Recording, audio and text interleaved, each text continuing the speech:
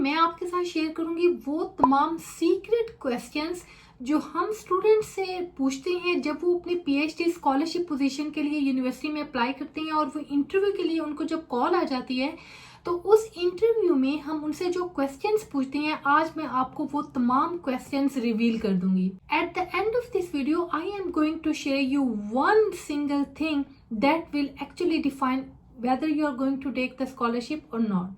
If you are new to my channel, then hello, my name is Dr. Shmaila Iram. I am currently working as a senior lecturer in the UK University. I have been linked with the academia since last 18 years.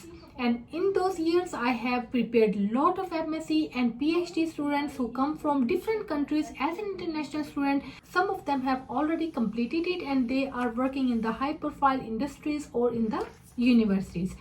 If you have any questions, if you want to understand about the process, how to apply to the UK universities for a PhD position on a scholarship basis, or if you have a question related to MSc by TOT or my research program, then do contact with me because I am also currently working as a program leader for MSc Data Science and Applied Artificial Intelligence. Now I'm going to share with you the whole process, the list of the questions and one last bit that will define whether you are going to get the scholarship or not. Start करते हैं हम लोग process से। अच्छा, process इस तरह से होता है कि जब हम आपकी सीवी देखते हैं ना तो सीवी से हम लोग ये आइडेंटिफाई कर लेते हैं whether this student will be invited for a interview और नॉट। आपकी सीवी इतनी स्ट्रॉन्ग होनी चाहिए कि आप जो अपनी एक फर्स्ट स्टेज है ना उसको पास करें। उसमें आपने अपने तमाम नॉलेज, एक्सपीरियंस, अपना बैकग्राउंड, अपनी मोटिवेशन, अपने प्रोजेक्ट सब कुछ आपने बता देना है। चूंकि ये वीडियो सीवी पे नहीं है तो मैं आपको रेलिवेंट जो है वो क्वेश्चन के आंसर करूंगी rather than talking about CV. अब हम एज्यूम कर लेते हैं कि आपको इंटरव्यू की कॉल आ गई है, ठीक है। इंटरव्यू की जब कॉल आती है ना तो उसमें हम जो ईमेल आप रिसीव करेंगे उसमें ये लिखा हुआ होगा कि first 10 minutes are for you to present your previous work and how that work is relevant to this proposed project. उसमें यूनिवर्सिटी का एक प्रपोज्ड प्रोजेक्ट होगा जिसमें आपको ऑब्वियसली काम करना होता है। तो अब आपने क्या करना है, उस एक 10 मिनट को आपने बहुत वाइजली यूज करना है। आपने आपने जिस प्रोजेक्ट के ऊपर आप काम करने जा रहे हैं ना, आपने उस प्रोजेक्ट के ऊपर अपनी प्रेजेंटेशन तैयार करनी है। अब वो प्रोजेक्ट कोई भी हो सकता है, मैं किसी एक स्पेसिफिक प्रोजेक्ट के बारे में डिटेल में नहीं बताऊंगी, मैं आपको एक इन जनरल बता देती हूँ। अब इन जनरल पे आप किस तरह से लिखेंगे, आप स्टार्ट करेंगे विद द टाइटल पेज। आपने उस जो प्रोजेक्ट है उसका टाइटल लिख दिया, अपना नाम लिख दिया, ये तो आपका टाइटल पेज हो गया। जब आप सेकंड पेज पे जाएंगे ना, अपने सेकंड स्लाइड पे जाएंगे, then you will talk about the problem and the importance of the problem that you are going to resolve as a part of your PhD। देखिए, अब प्रॉब्लम चाहे जितना भी डीप हो, जितना भी जो है वो आई कैचिंग हो, इंटरेस्टिंग हो, लेकिन अगर वो एक उसका इम्पैक्ट नहीं है, वो एक सोल्यूशन प्रोवाइड नहीं कर रहा और उस सोल्यूशन का किसी को बेनिफिट नहीं हो रहा ना, तो उसका कोई इसमें इंटरेस्ट नहीं लेता, चाहे वो कितना ही अच्छा क्यों ना हो। आपने इस तरह से करना है कि अपना प्रॉब्लम डिफाइन करना है कि प्रॉब्लम है क्या, और फिर आपने उसकी सिग्निफिकेंस बतानी है उस स्लाइड में कि अगर ये प्रॉब्लम रिजॉल्व ना किया तो इसकी वजह से हमें कौन कौन से जो डिसएडवांटेजेस हैं वो फेस करना पड़ते हैं, या इसके जो ड्रॉबैक्स हैं वो हमें फेस करना पड़ते हैं। फॉर एग्जांपल वो इसके फाइनेंशियल ड्रॉबैक्स भी हो सकते हैं, वो इसके जो सोशल भी हो सकते हैं, कोई किसी और लेवल पे भी जाके हो सकते हैं। और अगर आप इन तमाम डोमेन्स को टच कर लें कि फाइनेंशियली आप कितना इसका इम्पैक्ट होगा, कौन से प्रॉब्लम सॉल्व करेगा, सोशली इसका क्या होगा, इसके अलावा इकोनॉमिकली आपका प्रोजेक्ट जो है वो कौन से चैलेंज को रिजॉल्व करेगा और उसकी क्या सिग्निफिकेंस है उस एक पर्टिकुलर डोमेन के अंदर, तब वो आपने बहुत क्लियरली लेकिन to the point but keep in your mind that the time is very very short. तो आपने उसको बहुत जो है वो क्लियर रखना है, टू द पॉइंट रखना है, और आपने उसको उसकी एक्सप्लेनेशन दे देनी है इस तरह से कि उन तमाम कैटेगरी में उसकी सिग्निफिकेंस का पता चल जाए। ये तो आपकी फर्स्ट स्लाइड हो गई। अब जब आप सेकेंड स्लाइड पे जाएंगे ना, that slide will actually show how knowledgeable you are in that particular domain. अब उसमें आपने क्या करना है कि जो एग्जिस्टिंग स्टडीज हैं, वो जो इस एक प्रोजेक्ट से रिलेटेड हैं, आपने उनके बारे में बताना है कि ये इस डोमेन पे इस तरह से काम हो चुका है, ठीक है, और इसकी ये सिग्निफिकेंस है, ये इसका इम्पैक्ट है, और ये जो है ना वो ऑलरेडी इम्प्लीमेंट हो चुके हैं, लेकिन यहाँ पर एक नॉलेज गैप है, ठीक है। आपने ना सिर्फ एग्जिस्टिंग काम बता दिया, बल्कि क्या बता दिया, आपने गैप भी बता दिया कि काम हो रहा है लेकिन इस एक पोजीशन पे या इस एक गैप के ऊपर still we need to focus our attention. अच्छा, अब ये फर्स्ट 2 स्लाइड्स पे आपने बता दिया। अब जो थर्ड स्लाइड है ना, उसमें आप अपना एक फ्रेमवर्क, एक प्रपोजल, एक मेथडोलॉजी आप प्रेजेंट करेंगे कि उस एक प्रॉब्लम को जो कि आप पिछली स्लाइड में बता चुके हैं, how you are going to resolve that problem.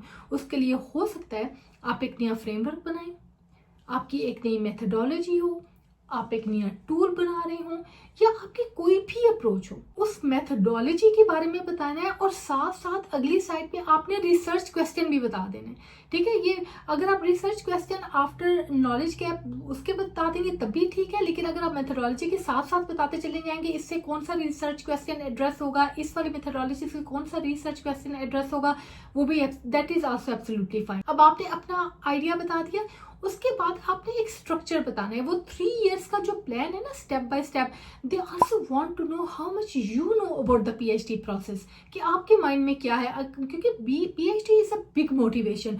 उसमें जब एक दफा बंदा आ जाता है, it seems like a sea जिसमें आप डीप डाउन डाइव कर चुके हैं, लेकिन अब आप एक खुले समुद्र के अंदर हैं और आपको खुद से अपना रास्ता बनाना है, ठीक है। और उसमें बहुत ज़्यादा आपकी मोटिवेशन भी रिक्वायर्ड होती है, डेडिकेशन भी रिक्वायर्ड होती है, टाइम एंड एफर्ट भी रिक्वायर्ड होती है, एनर्जी भी लगती है आपकी। आपको बहुत सारी फैक्टर, बहुत सारे चैलेंजेस को भी फेस करना होता है along side all these factors that I have defined. तो आपने क्या करना है कि जो वो एक स्ट्रक्चर डिफाइन करना है, एक नेक्स्ट स्लाइड के ऊपर वो 3 इयर्स का प्लान होना चाहिए कि ईयर 1 में आप क्या करेंगे, ईयर 2 में आप क्या करेंगे और ईयर 3 में आप क्या करेंगे। जो ईयर 1 होता है ना, वो मैं आपको थोड़ा सा बता देती हूँ उसके बारे में। जो ईयर 1 होता है उसमें आप क्या करते हैं कि आप अपनी स्किल्स देखते हैं कि कौन कौन सी स्किल्स इस प्रोजेक्ट को करने के लिए आपको रिक्वायर्ड होंगी। जो आपके पास स्किल्स हैं उसके अंदर गैप कहाँ पर है, कौन सी आपको एक्स्ट्रा स्किल्स रिक्वायर्ड होंगी, ठीक है। उसके आपने आइडेंटिफाई करना है कि कहाँ पर गैप है, जो मेरी स्किल्स जो हैं, जो अभी मैंने अपनी स्किल्स को इम्प्रूव करना है, अपस्किल करना है अपने आप को, ठीक है।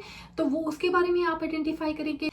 इसके बाद बारी आ जाएगी कि आप जो है वो लिटरेचर रिव्यू करेंगे। Literature review is very very important field और इट्स वेरी एक्सटेंसिव डोमेन, कि आपने जब एक दफा लिटरेचर रिव्यू करना शुरू कर दिया ना, इसमें ये सेंस होता है you have to expand first before merging it down. तो आप लिटरेचर रिव्यू में अपनी चीज़ों को एक्सपैंड कर रहे होते हैं, ठीक है। उसमें आपने देखना होता है कि आपके एग्जिस्टिंग डोमेन में और लोगों ने क्या काम किया। तो आपने बताना है कि ईयर 1 में आप अपनी स्किल ऑडिट करेंगे, कौन कौन सी स्किल्स आपको रिक्वायर्ड हैं, उसके बारे में आप अपनी लर्निंग स्टार्ट करेंगे। इसके साथ साथ आप एक लिटरेचर रिव्यू करेंगे और दी मोस्ट इंपॉर्टेंट थिंग आप उनको ये बताएंगे कि based on that literature review I will submit my first research article for publication on the literature review. और उसमें गैप कहाँ है। तो ये एक बहुत स्ट्रॉन्ग पॉइंट है, तमाम एकेडमिक्स इसको सुनना चाह रहे होते हैं बिहाइंड द सीन, और उनके माइंड में जो चीज़ चल रही होती है ना, दे वांट टू नो कि आप क्या बताते हैं कि आप ईयर 1 में आप क्या करेंगे। तो आपने ये बात ज़रूर बतानी है कि आपने लिटरेचर रिव्यू करना है and you are going to publish that literature review in a good quality journal paper. जैसे जर्नल्स के भी रैंक्स होते हैं, Q1 rank, Q2 rank, Q3, Q4। तो हमारी ये कोशिश होती है कि हम Q1 रैंक जो कि हाई क्वालिटी रैंक के जर्नल्स हैं उनमें अपना जितना भी काम है, रिसर्च है, अपनी उसमें अपनी पब्लिकेशन करें।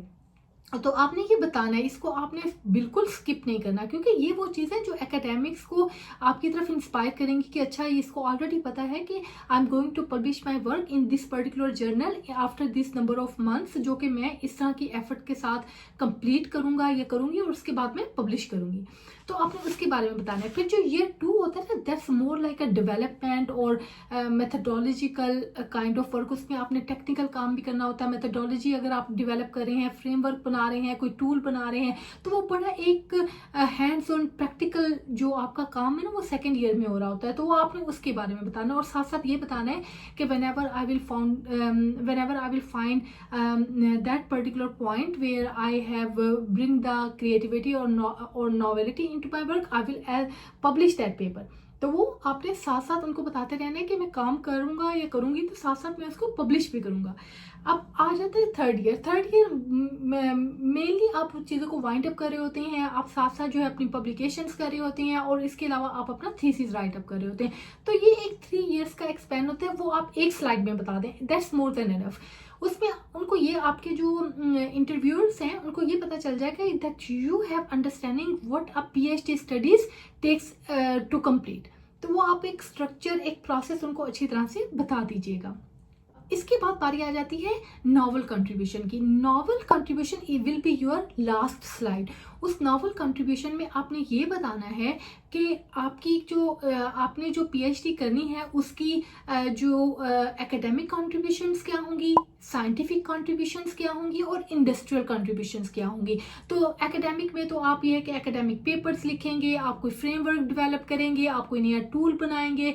तो साइंटिफिक में ये है कि आपकी पब्लिकेशंस होंगी, आप रिसर्चर्स के साथ कनेक्ट करेंगे, आप अपने काम को फर्दर एक कोलैबोरेटिव डोमेन में भी डेवलप करेंगे और जो है उसकी सिग्निफिकेंस को इन्हेंस करेंगे। ये एक आपकी साइंटिफिक कंट्रीब्यूशन हो जाएगी। या आप ये भी कह सकते हैं कि इस काम को हम डिफरेंट डोमेन्स के अंदर आपस में एक सिनर्जी क्रिएट करके भी काम कर सकते हैं। बेसिकली आपने ये बताना है कि आपकी क्या साइंटिफिक, अदर रिसर्चर्स के लिए, साइंटिफिक कम्युनिटी के लिए आपकी क्या कॉन्ट्रीब्यूशंस होंगी। और एंड में आपने ये भी बताना है कि इसकी इंडस्ट्रियल कंट्रीब्यूशन क्या है। जब मैं इंडस्ट्रियल कहती हूँ, जरूरी नहीं सिर्फ इंडस्ट्रियल ही हो, सोसाइटल, इकोनॉमिकल, वो तमाम कंट्रीब्यूशंस क्या होंगी जो इसके रिसर्च के इम्पैक्ट को डिफाइन करेंगी। इंडस्ट्री के अगर अंदर है वो क्या होंगी, तो आपका सोशल साइंस का प्रोजेक्ट है तो उसकी सोशली क्या उसकी सिग्निफिकेंस होगी, क्या उसका इम्पैक्ट होगा लोगों पर। और इसी तरह से जो इन्वायरमेंट के ऊपर आप बता सकते हैं उसका क्या इम्पैक्ट होगा। आप इकोनॉमिकली बता सकते हैं कि उसका क्या इम्पैक्ट होगा। तो लास्ट जो स्लाइड है ना, उसको उसके इम्पैक्ट और जो आपकी कॉन्ट्रीब्यूशन है ना, वो उसके बारे में आपने बताना है, आपने उसमें डिटेल से बता देना है। तो यहाँ पर आके अपनी प्रेजेंटेशन आपने फिनिश कर लेनी है। उसके बाद क्या होगा कि जो आपका इंटरव्यू पैनल है वो 1 बाय 1 आपसे क्वेश्चन करेंगे। हमारे इंटरव्यू पैनल में 4 इंडिविजुअल्स होते हैं, ठीक है। उनमें से एक आपका प्रपोज्ड सुपरवाइजर होता है जो आपसे टेक्निकल क्वेश्चंस पूछेगा। वो जो आप प्रोजेक्ट के बारे में आपने बताया है उसमें आप कोई टूल बना रहे हैं, फ्रेमवर्क बना रहे हैं, तो उसमें एटलीस्ट 2 to 3 क्वेश्चंस टेक्निकल होंगे, वो आपका प्रपोज्ड सुपरवाइजर आपसे कर लेगा, ठीक है। वो तो आपको पता होना चाहिए कि आपकी जो प्रोजेक्ट है उसके अंदर क्या टेक्निकल चैलेंजेस हो सकते हैं, क्या उसकी जो है वो किस तरह से आपने रिजॉल्व करनी है, क्या मेथोडोलॉजी हो सकती है, क्यों वो मेथोडोलॉजी आप बनाना चाह रहे हैं। तो you are going to talk about this those technical questions। उसके बाद जो एक नेक्स्ट इंडिविजुअल होता है ना, जो नेक्स्ट एकेडमिक स्टाफ मेंबर होता है, वो आपसे ये पूछेगा कि why you consider your self a best candidate for this project.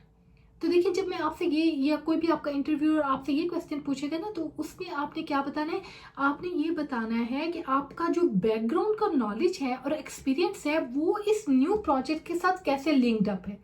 तो दिस इज हाउ वी जज कि आप कितने सूटेबल हैं for this particular scholarship position. तो आपने 1 बाय 1 बताना है कि मेरा ये जो नॉलेज है वो इस डोमेन में काम आएगा, जो एक्सपीरियंस मेरा है वो इस डोमेन में काम आएगा, जो मैंने ये काम पब्लिश किया था वो इस डोमेन में काम आएगा। तो बेसिकली आपने अपनी रेलिवेंस शो करनी है। तो जितनी डिटेल में और आप, लेकिन don't go beyond the time they give to you, keep it concise, well prepared. आपने जब आप वेल प्रिपेयर्ड होंगे you will keep it concise. इसके बाद जो नेक्स्ट क्वेश्चन आता है ना, वो एक और एकेडमिक स्टाफ मेंबर होता है, वो आपसे ये पूछता है कि what are the challenges you foresee in this project. वो टेक्निकल भी हो सकती हैं, नॉन टेक्निकल भी हो सकती हैं, ठीक है। आपने पहले टेक्निकल चैलेंजेस के बारे में बताना है, वो डाटा से रिलेटेड भी हो सकते हैं, वो टूल की एक्सेसिबिलिटी से रिलेटेड भी हो सकती हैं, वो किसी मेथोडोलॉजी से रिलेटेड भी हो सकती हैं। इसके साथ साथ आपने नॉन टेक्निकल जो चैलेंजेस आप यू माइट फेस इट, वो क्या हो सकते हैं। फॉर एग्जाम्पल, अगर आपने किसी का डाटा एक्सेस करना है तो उसके पीछे कोई एथिकल फॉर्म्स या एथिकल प्रोसीजर होता है, वो आपको वो फॉलो अप करना होता है। तो वो इसका वो एक नॉन टेक्निकल चैलेंज आ गया कि आपने वो एक एथिकल प्रोसीजर फॉलो करके डाटा को एक्सेस करना है, ठीक है। तो इस तरह से आपने टेक्निकल और नॉन टेक्निकल दोनों चैलेंजेस अपने प्रिपेयर करके रखने हैं। इसके बाद लास्ट में एक और इंटरव्यूअर होगा जो आपसे ये पूछेगा कि from your work how you are going to give benefit to the university. University को भी तो कोई बेनिफिट होगा ना। अच्छा, उसमें ये स्टूडेंट्स भी हैं वो ये गलती करते होते हैं कि वो बताते हैं अच्छा मेरा नॉवल फ्रेमवर्क होगा। वो ये बातें तो आपने ऑलरेडी बता दी है कि आपका नॉवल फ्रेमवर्क होगा, आपने गैप आइडेंटिफाई कर लिया है। थोड़े आपने इसको बड़ी टेक्निक से हैंडल करना है। आपने टेंजिबल बेनिफिट्स बताने हैं कि क्या होंगे। वो टेंजिबल बेनिफिट्स आपने एग्जैक्टली ऐसे ही बताने हैं जो मैं आपको बता रही हूँ, ठीक है।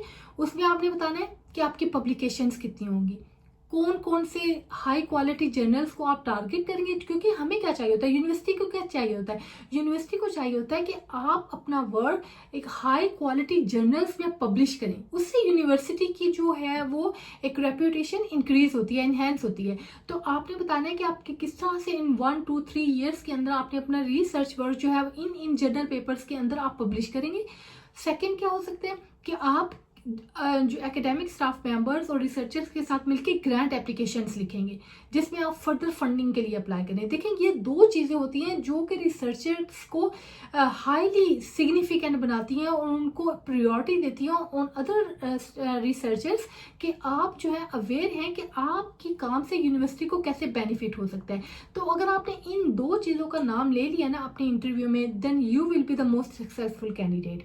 और लास्ट में आ जाते हैं उस एक बात की तरफ जो मैंने आपको बताया था कि आपके 50 to 60% आपका जो डिपेंडेंसी है ना वो इस लास्ट पॉइंट के ऊपर है, और जिसको बहुत सारे लोग इग्नोर कर देते हैं। बहुत सारे स्टूडेंट्स जो हैं वो इसके ऊपर वेल प्रिपेयर्ड नहीं होते, और सम तो मैंने बात का तो ऐसे देखा कि वो समटाइम्स इंटरव्यू के अंदर बैठे हुए सोच रहे होते हैं कि हम इसको किस तरह से आंसर करें।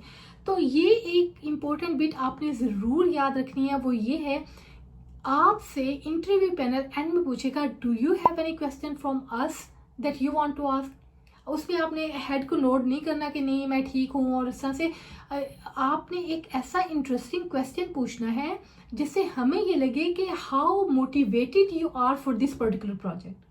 ठीक है, ये भी एक ट्रिक होती है। इस तरह से अब देखिए, इसका एक बेस्ट आंसर ये हो सकता है कि how will I be supported during my learning process as a PhD student in the university. कि मतलब यूनिवर्सिटी किस तरह से आपको सपोर्ट करेगी टीचिंग एंड लर्निंग में, आपको लर्निंग रिसोर्सेज प्रोवाइड करेगी, आपको कोई ट्रेनिंग प्रोवाइड करेगी, आपको कोई कोर्सेज करवाएगी, तो यूनिवर्सिटी किस तरह से आपको गाइड करेगी। तो वो उसमें हम आपको बहुत डिटेल से आंसर कर सकते हैं इसके बारे में। इसके अलावा रिसेंटली एक स्टूडेंट ने हमसे पूछा कि जो ये काम मैं करने जा रहा हूँ आपकी यूनिवर्सिटी में, आपने इससे पहले इसमें कितना काम किया है और उसकी क्या नॉवल कंट्रीब्यूशन है। देखिए, ये कितना एक ज़बरदस्त क्वेश्चन था जिसमें आपने चैलेंज किया हमारे काम को कि हमने उसमें ऑलरेडी क्या काम किया। तो उससे पता चलता है कि how interested you are to bring novelty in the work that the university is already doing. तो ये इस तरह से आपने इस लास्ट बिट को बिल्कुल नहीं भूलना। अगर आप इन तमाम प्रोसेस को और क्वेश्चंस को आप प्रॉपर तरीके से समझ लेंगे और एक्सप्लेन करेंगे ना, तो you will be the one who will be successful for this particular PhD position. इसके अलावा आपको मुझसे कोई भी क्वेश्चन पूछना हो, you can contact me, you can write in the comment section and I will help you.